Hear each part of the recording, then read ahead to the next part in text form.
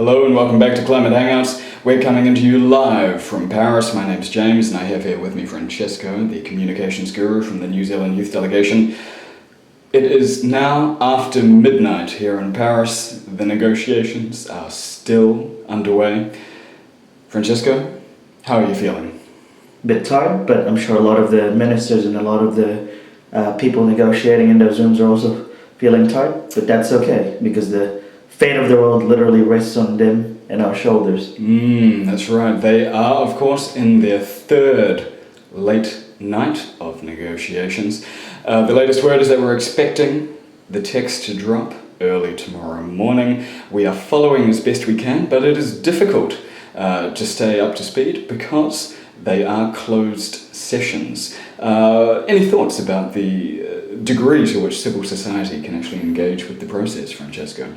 Well, on one hand, it's disappointing that civil society has been shut out at a lot of the official meetings, but at the same time, I guess it's kind of empowering in that it does send a message to civil society that the changes that we're looking for, that we need to make in our grassroots community, that's not necessarily going to be made at COP. Even if we get a great deal out of COP, we still need to be taking action at the local level. Businesses, communities, and other groups need to step up, rise up, and be the change that we need to see across the world and across our local communities.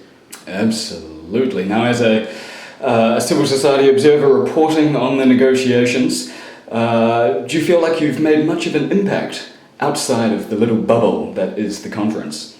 I think that the communications team, me and Natalie, as well as the wider New Zealand Youth Delegation, have done a good job in packaging sellable stories to the New Zealand public and I guess communicating climate change and the realities of it. So we've gotten in prestigious international media such as BuzzFeed and the International Business Times.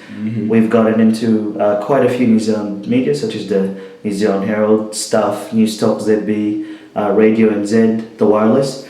So from a, communications perspective, this COP, the New Zealand Youth Delegation has had greater success than I would have imagined coming in.